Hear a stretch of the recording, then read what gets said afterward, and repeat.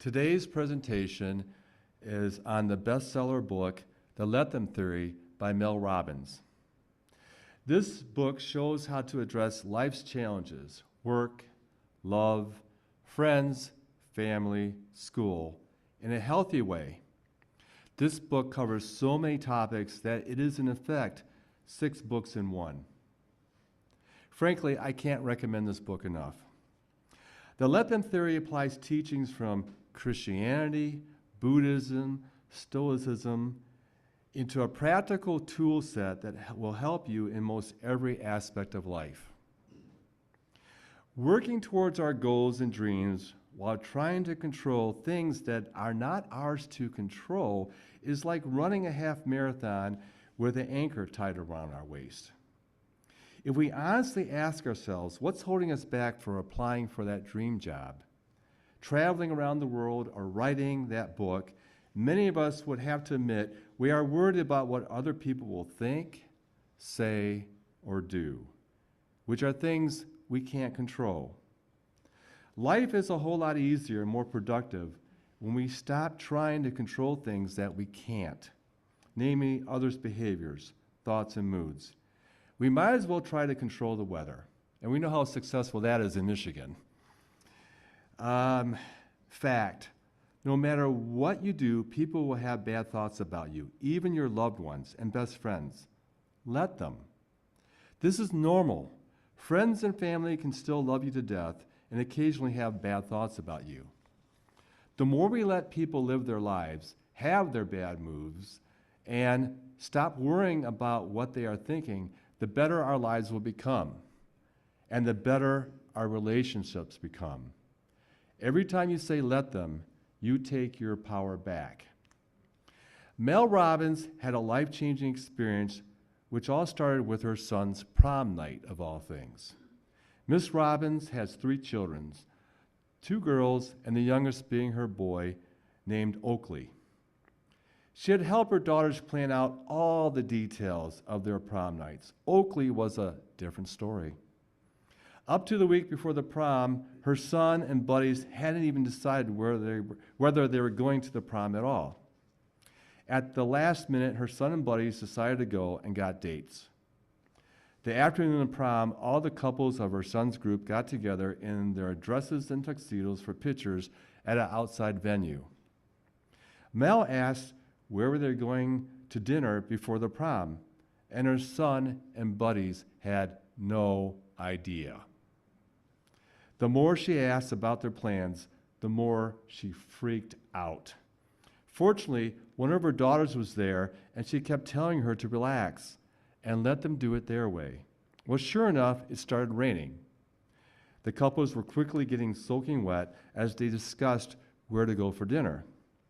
Mel, at this point, was beside herself, and then her daughter said again, "Let them. Figure it out for themselves."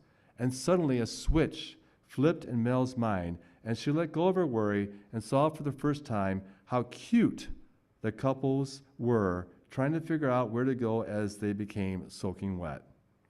All her worries melted away with the downpour as she realized this wasn't her responsibility, and frankly, it never was.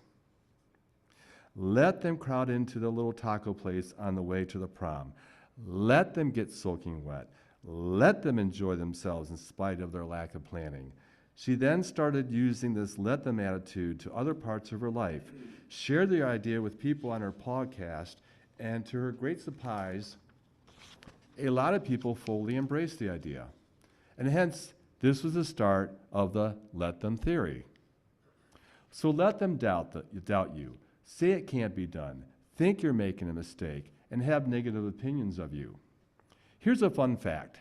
The average person has 70,000 thoughts a day, many of which are random. So frankly, if we barely can control half the thoughts that pop into our heads, what makes us think we have any control of the thoughts that pop into another person's head? So let me pursue my dreams, start an online business, go back to school, love who I want to, run for political office, write a novel, travel to Timbuktu. and let them have whatever thoughts they're going to have. In fact, I encourage you to assume your family or friends are going to have occasional negative thoughts about you. Let them. Starting today, you're going to grant people the freedom to think negative thoughts about ourselves. Let them, because they're going to anyway. So instead of living life defensively, go on the offense. Play the game of life your way. Every time you say let them, you clear a lot of noise and surface distraction from your mind, which clears the way for something deeper, namely your intuition, your truth, your dreams, your unique path in life. It's always been there. It's just been buried under fear what others might think. Dropping that fear releases you to live your values, your dreams. You'll navigate your life in a way that makes you proud. There are two distinct parts to the let them theory. The first is the let them part. The second, and in some ways the more important part, is the let me. When I let them say or do what they will, I now have the freedom to let me respond in a way I can be proud of. Let my boss not recognize my working extra hours and pass me over for that promotion. Let me freshen up my resume and apply for that dream job. Let that cute guy or girl I met the other day ghost me. Let me move on to find the love of my life. Let my best friend move out of town. Let me continue to network and build a great friend group. When you say let them, you make a decision to let other people do and say whatever they will without slowing you down. When you say let me, you focus your precious time and energy on taking the steps that will lead you to your best life. The let them theory is a great way of dealing with petty annoyances and preventing them from ruining your day. When we let small things impact our emotional state and peace of mind, we become prisoners to them. You give them your power and let them dictate your mood, drain your energy, and steal your focus. The Greek philosopher Epictetus said, "It's not what happens to you, but how you react to it that matters." In other words, your personal power is in how you react. To regain our power, we have to consciously control our reactions in stressful situations and not get further stressed out. Chronic stress is a much bigger problem in our lives than most of us realize. Living for weeks, months, and years consistently in a fight or flight mode is destroying our health. And unfortunately, 7 out of 10 people are currently living with chronic stress. Chronic stress over an extended period of time leads to major physical and mental health problems, such as heart disease, elevated blood pressure, a weakened immune system making us more susceptible to illness, digestive problems such as ulcers and irritable bowel syndrome, tension headaches, migraines, insomnia, anxiety, depression, hopelessness, and cognitive issues. Stress can impair memory, focus, and decision-making abilities. Stress hijacks your brain and prevents you from being your best. However, we can respond effectively to everyday annoyances without getting into a chronic, stressful state. When traffic is bad, grocery lines are long, your flight is delayed another 2 hours, say, let them. And then say, let me take several deep breaths. By resetting our response to stressful situations, we stay in control and keep progressing to having the best day possible under the circumstances. The author shares a great first-hand experience that underlines this point. She was sitting in her seat in a crowded airplane, and the passenger behind her was coughing up a storm. He sounded horribly sick and should have stayed home in bed. So she turned around and politely asked him to at least cover his mouth. He apologized, but after about 90 seconds, sure enough, he was hacking again, mouth opened. So she applied the let them theory. Annoyed as she was, she understood he couldn't or wouldn't stop coughing. So let them. And then she applied let me by covering her mouth and nose with a scarf, by putting on noise-canceling headphones to block out the annoying noise, and turn her attention back to what she was working on. Instead of getting worked up and getting into a stressful state, she made a productive use of her time on the plane, and she prevented this incident from ruining the rest of her day by not going over and over again in her mind how inconsiderate her fellow passenger was, and he truly was very inconsiderate. And she didn't waste valuable time after the flight complaining to her coworkers about it. She used her time working towards her goals that day instead of nursing a grudge. In other words, she let it go. Every time you say, let them, you acknowledge you cannot control an annoying situation. Each time you say, let me, you're focusing your precious, limited time and energy on what you can control, namely your response. And then you get back to thriving and not just surviving. When we let situations stress us out, we are surrendering our power to things that most of the time either don't matter or we can't control. Letting unnecessary stress in our lives, which can spiral into hours, days, and even weeks of residual stress. During moments of stress, it is helpful to respond by taking several deep breaths to let it go. Let them. It also helps to consciously ask yourself, am I going to let this bother me for the next hour, the rest of the day, or for a week? And for what purpose? Is this only worth a moment of annoyance? And then let it go. Let them, let me. But what about friends and family and coworkers who act like they're stuck in the terrible twos? Sadly, most adults don't know how to process their emotions in a healthy way, much less communicate their needs in a direct and respectful manner. People can only meet you as deeply as they have met themselves. Furthermore, most people haven't done the hard work of honestly looking at their issues and dealing with them. The let them theory allows you to be more compassionate when adults act immature. Instead of getting upset when your mom sends you a passive-aggressive message, you'll understand she wasn't taught to ask for things in a direct, mature way. Emotional maturity is a learned skill that takes time, practice, and a desire to learn. So now, when an adult throws a fit, gives you the silent treatment, or in generally acts like a 6-year-old, recognize the behavior so you can step back, take a deep breath, and act with compassion, all the time while setting boundaries and effectively stop this person's immature behavior from ruining your day and distracting you from focusing your precious energy and time on your priorities. The bottom line is, it's not your responsibility to manage others' emotions. As long as you let other people's immaturity dictate your choices, your needs will come last.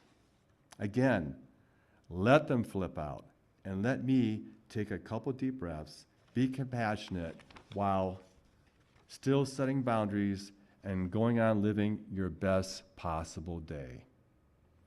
But what if we are the one acting immature? How do we control our emotions and act in a way we won't regret? First, in the short term, we can't control our emotions, but we don't have to act out on them. A lot of emotions are automatic, so trying to control them in the short term is a waste of time. But what we can control, how we react to them. The good news is most emotions only last 90 seconds. Breathe deep several times while the emotion rises up in you. Let it fade away without reacting to it. Our source of power is controlling how we react to these automatic emotions. As expressed in Viktor Frankl's classic book, Man's Search for Meaning, the one freedom his Nazi guards couldn't take from him while he was in a concentration camp was his reaction to the situation. Controlling our reactions is our ultimate power. But what if letting them means letting a loved one continue bad habits that are detrimental to their health or well-being? First of all, parents are responsible for their children's health and well-being. So parents with underage children can't just let them. And in the appendix of the book, it deals with that issue. Buy the book. However, for loved ones who are adults, how do we handle that situation? How do we make them change? Well, frankly, you can't. People only change when they feel like it. And nagging them will make them more resistant. You can't make someone change, but that doesn't mean you can't influence them. The first thing to do is consistently model the behavior you want to see in your loved one. If you are enjoying yourself and getting positive results, it will get their attention. Positive behavior is often contagious. However, this will require patience on your part. It may take 6 months before your loved one joins you in eating healthy foods or hitting the gym. And if nothing happens after 6 months, use the ABC method. A, apologize and ask open-ended questions. B, back off and observe their behavior. And C, celebrate progress when you continue to model the desired behavior. The point of apologizing and asking an open-ended question is to disarm any underlying tension due to your nagging and their defensiveness. So you can then ask open-ended questions without judgment that will potentially create some tension in your loved one's mind between a positive result they probably desire and their current situation. Then back off. If after another 6 months nothing has changed, then you have to decide if this is a deal breaker. And if it's not, then back off. Let it go and stop your complaining and resentment. If it's a deal breaker, that's another whole issue. But what if the loved one is struggling with addiction or mental health or hurting themselves? Watching a loved one struggle is one of the hardest experiences in life. Even harder is not everyone is ready to get help, be sober, and face their issues, and not everyone can. Harder still, no matter how much we want to make their pain go away, you cannot want someone else's sobriety, healing, or mental health more than they do. I know this firsthand, as 7 years ago this month,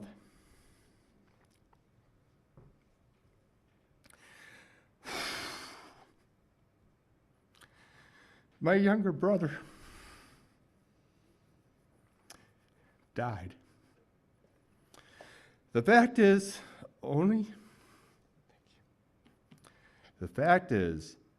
adults only get better when they are ready to do the work.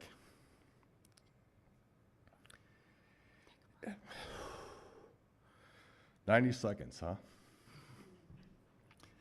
And our frustration and judgment are only going to make the loved one's struggle worse. The higher the stakes, the more shame and paralysis they will experience. I strongly suggest in these situations to have an outlet, a friend or a therapist who you can vent to. In struggling times, our loved ones need our acceptance, love, and support.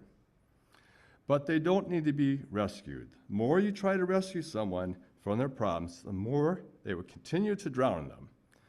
Allowing them to face the consequences of their actions is one of the most important steps to start the healing process. Our support should be giving them the space, support, and tools to solve their problems themselves when they are ready to do the work. Years ago, Julianne and I had to deal with a heartbreaking but not life-threatening situation.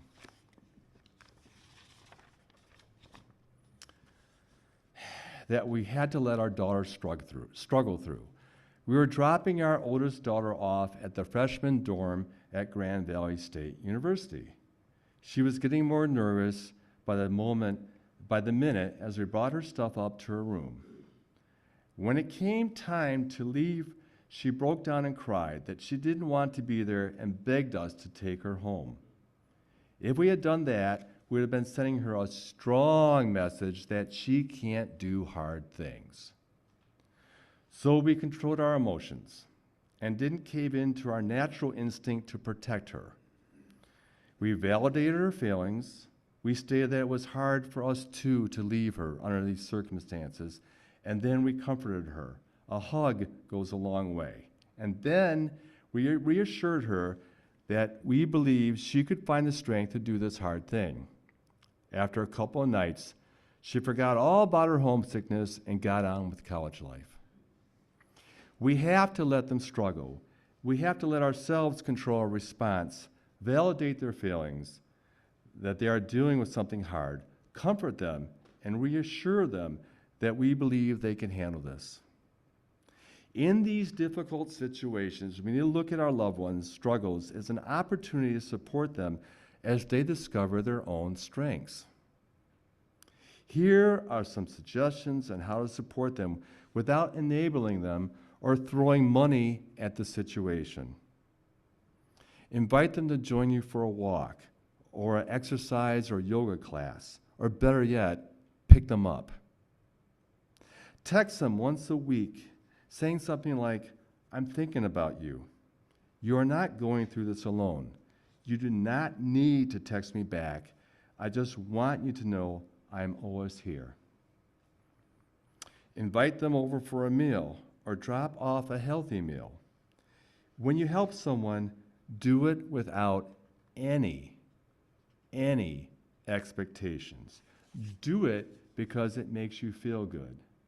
Don't expect any thank yous or any breakthroughs.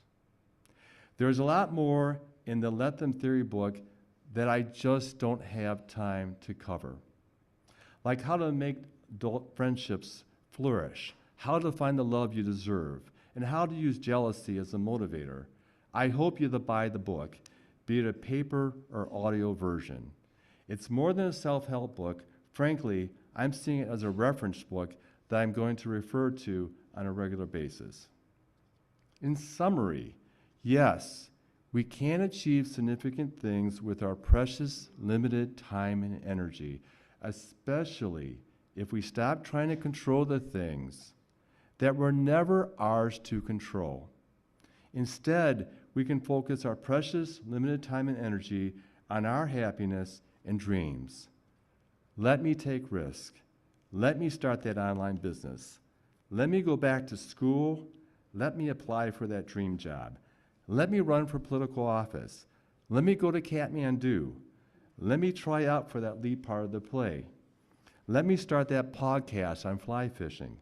Let me get back in great shape. Let me write a novel or cookbook. Let me start a home remodeling business. Let me create a life that makes me proud. Let them, let me, let it be.